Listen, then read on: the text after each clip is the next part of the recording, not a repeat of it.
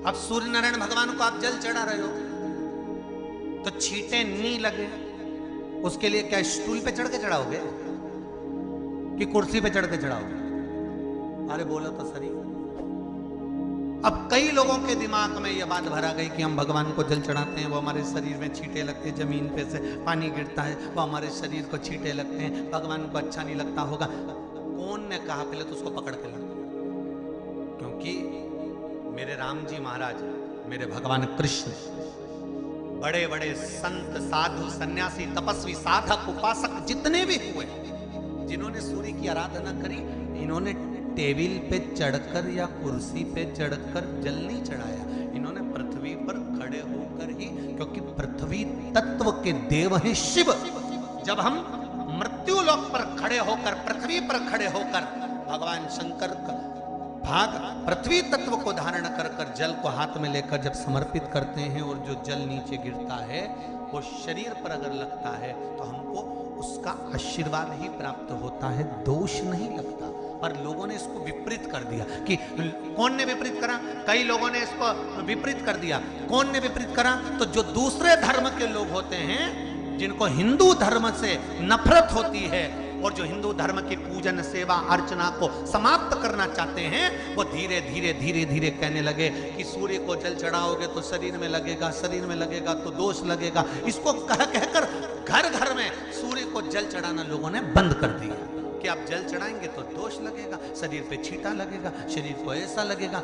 ये दोष नहीं है। कितनी सुंदर बात है महाराज। सूर्य नारायण भगवान को जब जल चढ़ाया जाता है, हाथ सिर से 8 इंच की दूरी पर होना चाहिए। जम के बोलिए, सिर से कितना ऊंचा होना चाहिए? 8 इंच ऊपर अपना हाथ होना चाहिए मस्तक से सूर्य को जल चढ़ाते समय। और ना चांदी का, ना स्टील का, ना लोहे का, ना प्लास्टिक का, ना कांच का, ना सोने का कोई बर्तन, ना कांसे का, ना एल्युमिनियम का, ना पीतल का, केवल एक पात्र होना चाहिए, वो है तांबे का। काय का पात्र होना चाहिए? तांबे का पात्र। और सूर्य नारायण भगवान को जब 8 इंच ऊपर तुम्हारा हस्त है और जब हम सूर्य को जल चढ़ा रहे हैं, कैसे जल चढ़ाना है वो भी समझ लीजिए।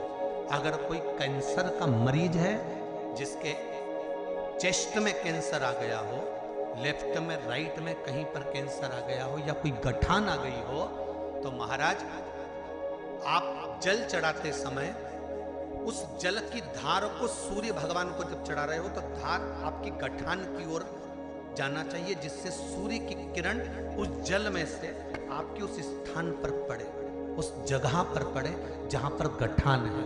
महाराज आप लगातार जल तो चढ़ाना चालू करो, अच्छे अच्छे डॉक्टर फेल हो जाएंगे और कह देंगे गठान ठीक हो।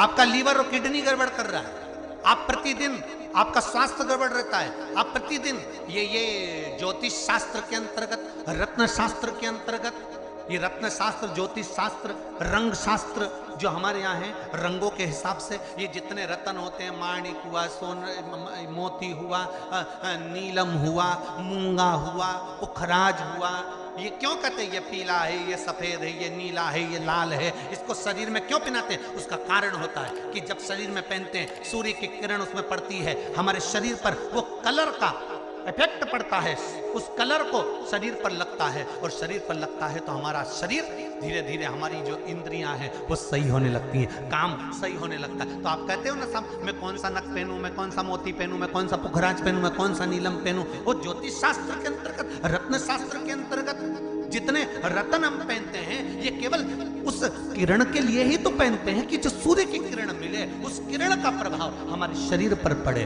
तो इन सबसे अच्छा है कि सुबह शंकर भगवान का नाम लो, तांबा का लोटा में जल भरो, 8 इंच ऊपर सिर से हाथ होना चाहिए, और सूर्य नारायण भगवान का दर्शन साधारण नहीं, जो जल तुम चढ़ा रहे हो, वो जल की जो धार आ रही है उसमें सूर्य का दर्शन होना चाहिए, तो कैंसर की बीमारी कभी नहीं हो सकती। लीवर, किडनी, हार्ट, आपके हार्ट में अगर तकलीफ है, डॉक्टर ने कह दिया कि इसमें नस चोक है, आपको कहीं ना कहीं छल्ला डलेगा, आपको कह दिया इसमें कुछ ना कुछ प्रॉब्लम आ रही है, आप सूर्य को अर्घ देना चालू कर दो, सूर्य को जल चढ़ाना चालू कर दीजिए। आप सूर्य को जल चढ़ाओ, वो जल की जो तरंग आ रही है, वो जल जो निकल कर जा रहा है, उसकी जो किरण आपके हृदय पर, आपकी छाती पर पड़ रही है, नाड़ियों में पड़ रही है, नसों में पड़ रही है, उसका बल देखो तो सही। 1 महीना लगातार चढ़ाओ तो 15 दिन 20 दिन कर तो देखो। क्यों राम जी महाराज जल चढ़ाते थे? क्यों भगवान कृष्ण जल चढ़ाते थे सूर्य को? क्यों दशरथ जी महाराज जल चढ़ाते थे? क्यों कश्यप ऋषि जल चढ़ाते थे सूर्य को? सारे 33 कोटि देवता, सारे ऋषिवर, साधु संत सन्यासी तपस्वी साधक उपासक सब भगवान सूर्य को अर्घ दिया करते थे। क्यों देते थे? किस लिए? सूर्य नारायण भगवान को जल चढ़ाते समय आपके पंजों की एड़ी ऊंची नहीं होना चाहिए, ध्यान दीजिएगा। आपका पंजा पांव का पूरा के पूरा जमा होना चाहिए भूमि पर।